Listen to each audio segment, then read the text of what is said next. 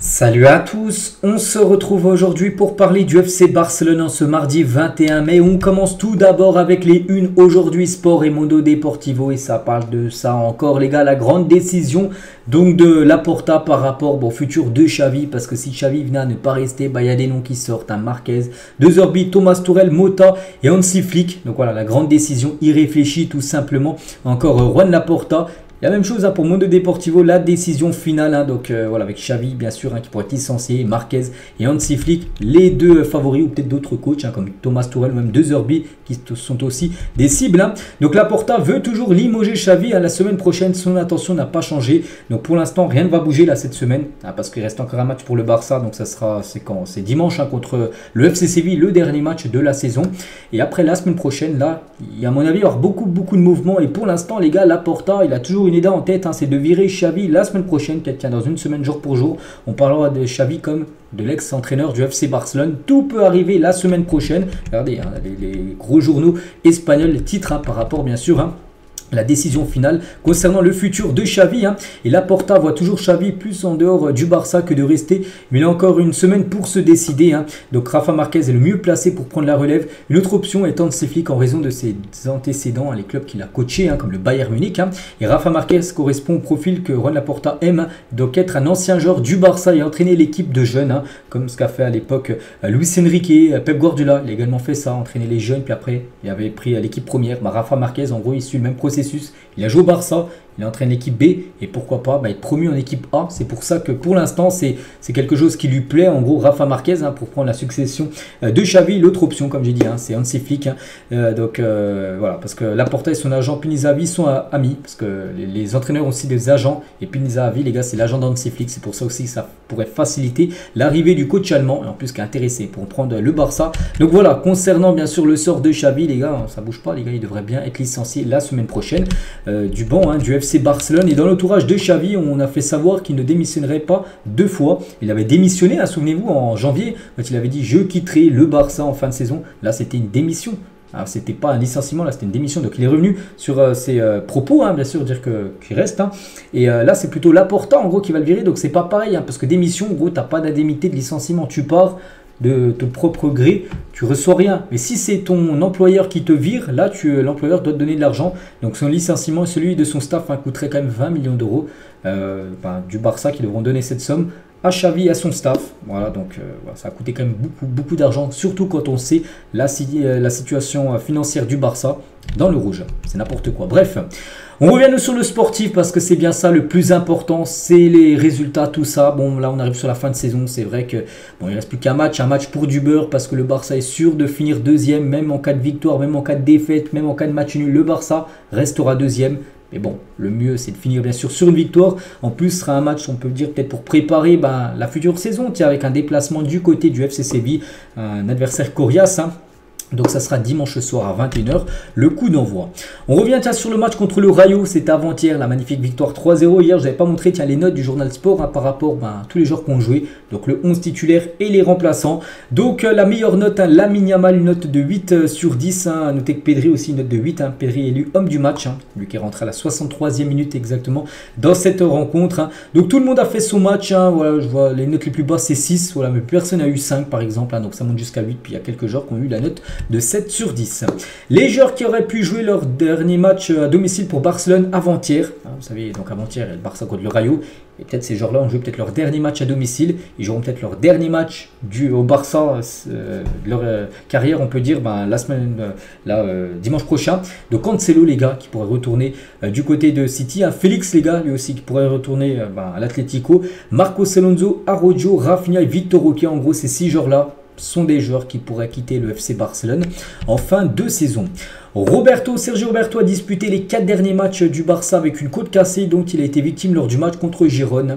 Donc le joueur n'a pas fait de cela une excuse et s'est mis à la disposition de Xavi pour aider l'équipe malgré la douleur. On peut voir qu'il a serré les dents et joué. Sergio Roberto, même s'il a joué, n'était pas 100% parce qu'une côte cassée ça fait très mal. mais il a quand même voulu tenir sa place. Donc voilà, vraiment grand respect de Sergio Roberto. N'oubliez pas que le joueur est en fin de contrat dans 1 mois et 9 jours. Et une réunion est prévue cette semaine pour décider si Sergio Roberto prolonge ou non du côté du Barça. Voilà, tout sera décidé dans la semaine. Concernant Félix, la continuité de Félix dépendra aussi de nombreux facteurs, mais surtout du prochain entraîneur. Parce que pour l'instant, c'est Xavi, on en a parlé tout à l'heure. Ça peut bouger, bien sûr, avec un nouveau coach qui pourrait être mis là très prochainement. Donc c'est le nouveau coach aussi, ou Xavi, qui décidera bien sûr du sort de Félix pour la saison prochaine. Aston Villa est intéressé par la signature de Ronald Araujo. Donc de toute façon il y aura des arrivées, mais il y aura des départs, c'est sûr. Il y aura, je pense, 2 ou 3 gros départs de gros joueurs du Barça. Et Araujo, moi je reste sur ce que j'ai dit depuis janvier. J'avais dit qu'il va, en janvier je ne le voyais pas quitter le Barça. Je ne voyais pas du tout le Barça lâcher Araujo en plein milieu de saison. Mais j'avais dit que l'été là qui arrive, là il y aura des chances, parce que là déjà le mercato c'est plus long. S'il part, tu as le temps de trouver quelqu'un pour le remplacer. Que si par exemple il serait parti le 25 janvier, tu avais seulement 5 jours pour trouver un remplaçant. Donc voilà, c'est dans la précipitation, tu fais des fois n'importe quoi. Donc je pense qu'il va quitter le Barça très prochainement. Araujo, on peut voir qu'il a une piste.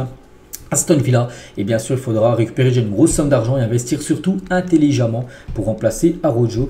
Après n'oubliez pas qu'il y a quand même beaucoup de défenseurs centraux, peut-être qu'il n'y aura pas de défenseurs qui arriveront, comme je répète les gars, il y a Poku Barsi qui est arrivé, il y a quand même Inigo, il y a Koundé, il y a Christensen qui va retrouver sa poste de DC, même avec le départ d'Araujo, tu n'es même pas obligé en plus de le remplacer tellement qu'il y a quand même de défenseurs central, on peut dire, du côté du Barça. Et je pense quand même qu'il y aura quand même un remplaçant, bien sûr, s'il n'a quitté le club.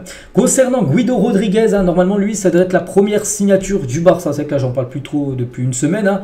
Et les gars, c'est acté. Le 1er juillet, il sera joueur du Barça. Donc, le départ possible de Xavi n'interfère pas avec la signature de Guido Rodriguez. Voilà, c'est pas que Xavi va quitter, enfin, peut-être quitter le Barça. Donc voilà, il arrivera, que Xavi reste ou non, il sera certainement la première signature du club.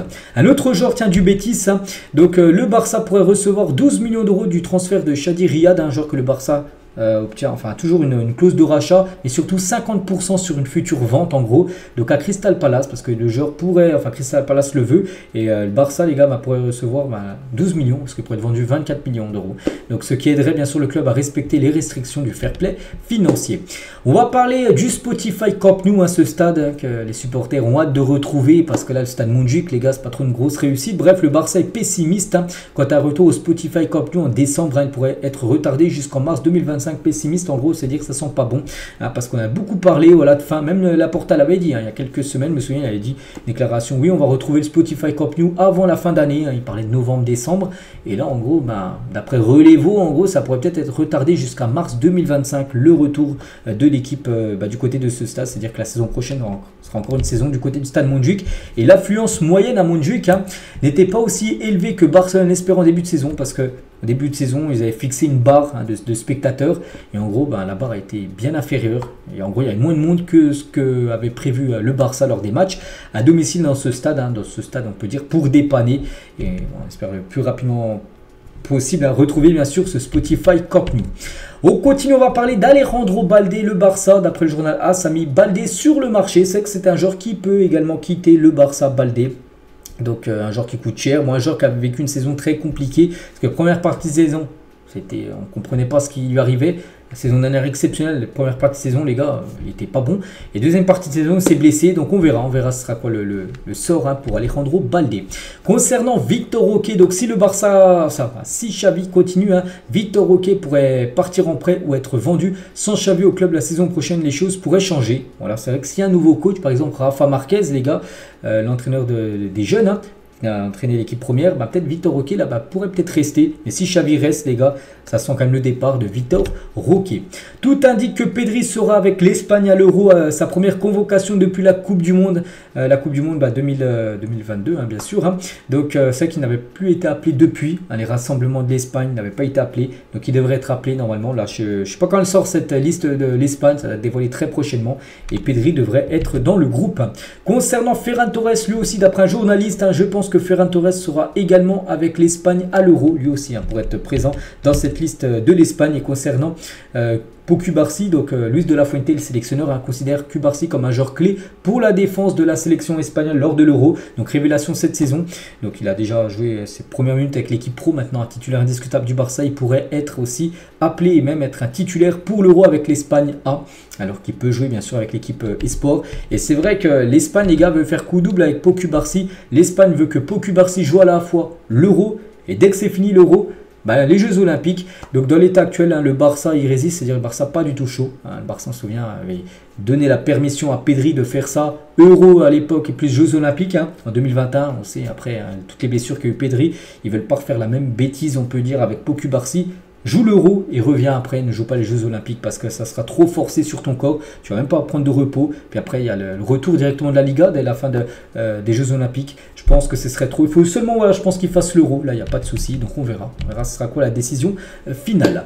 Le Bayern Munich est également intéressé par la signature de la cible de Barcelone, Xavi Simons, parce que ce joueur est une option, et surtout une option en plus qui pourrait être très intéressante. Pourquoi? Parce que le joueur peut arriver en prêt, comme tiens, Cancelo ou même Félix qui sont arrivés en prêt là du côté du Barça. Lui ça pourrait être la même chose. Le PSG pourrait prêter Xavi Simons du côté du FC Barcelone gratuitement. Le salaire de Lewandowski au Barça la saison prochaine sera de 32 millions d'euros. Donc là c'est du brut net, c'est faut diviser par 2. C'est 16 millions, mais c'est bien sûr le salaire le plus gros du club. Donc là aussi, il y aura, on va voir, parce qu'on ne sait pas. On ne sait pas s'il va rester ou non, parce que c'est reste quand même un énorme salaire, bien sûr, Robert Lewandowski. Et on finit aujourd'hui, les gars, tiens, c'est avec le jeune Hector Fort. Et l'annonce de renouvellement du jeune Hector Fort pour être faite cette semaine, ce n'est pas exclu. Donc le renouvellement du contrat d'Hector Fort se traduira par une augmentation significative de son salaire. Donc il va toucher beaucoup plus d'argent. Et aussi de sa clause libératoire. Sa clause libératoire actuelle n'est que de 6 millions d'euros et plusieurs offres lui sont déjà parvenues ces derniers mois. Donc c'est pour ça que le Barça va augmenter énormément sa clause libératoire, un peu comme Pau Cubarsí qui a prolongé il y a quelques jours, où sa clause maintenant a plus de 500 millions d'euros. Avant il y avait une clause à 15 millions d'euros, donc lui aussi sa clause pourrait dépasser les 500 millions d'euros pour être sûr que le Barça bien sûr conserve le jeune Hector Fort qui devrait prolonger aujourd'hui, enfin dans la semaine on peut dire, son contrat. Donc voilà les gars, tout ce qu'il y a à dire, je pense avoir fait le tour de toutes les infos sur le Barça en ce 21 mai. On se retrouve demain bien sûr pour continuer bien sûr sur les autres infos sur le Barça. Je vous laisse, je vous souhaite une bonne journée et à demain.